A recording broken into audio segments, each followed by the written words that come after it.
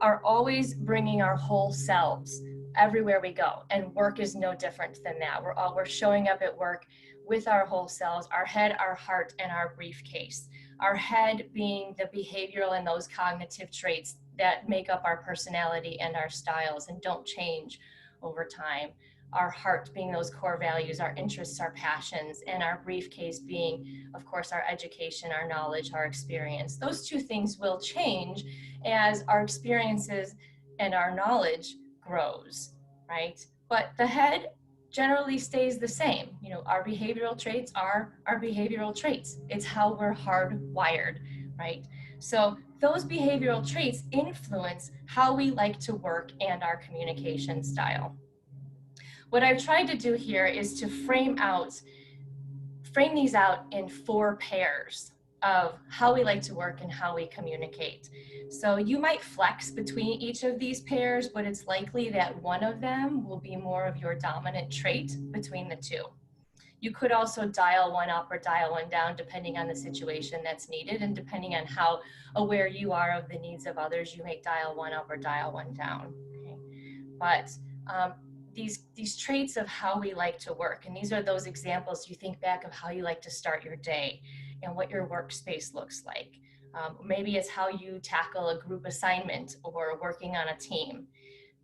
So you may be a person that prefers to collaborate. You're the one who's going to rally the troops. So what does everybody think? Okay, let's get together. Let's really talk about this and be collective about it and gather the group of everyone's opinions. Or you may want to take it back, work on your own, form your own opinion, and then bring it to the group. Okay. You also might like to work in a way that's very structured, where you prefer to have an outlined process. You're making lists. You're showing up with a detailed set of instructions. You really want to be crisp and clear about what it is that you're setting out to do and how you're going to go about doing that, versus having a preference for that messy brainstorming. You might be the one that's showing up in the room with the colorful Post-it notes all over the, having them on the wall and taking things in and out or scribbling on a whiteboard. And then your styles for how you communicate. You could be a person who prefers to talk it out, to really process and think out loud, where you might be saying things that, oh, no, I've changed my mind about that. And it's just this sort of rambling that goes on very verbally until you kind of come to that final thought.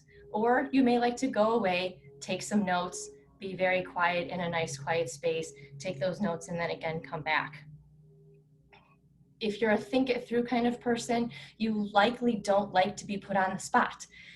So it could be why many people don't like to come off mute and say, oh no, I didn't have time to really think and prepare that answer, so I'm not comfortable contributing to this, right? You want to take it back and think it through.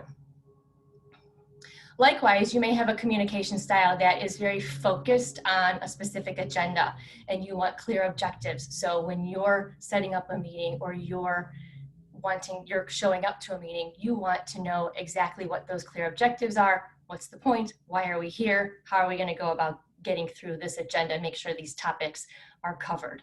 Or you may prefer to be someone who, loose objective, we're here to talk about X, Y, Z, but if we decide to pivot the conversation to something else, that's okay with me.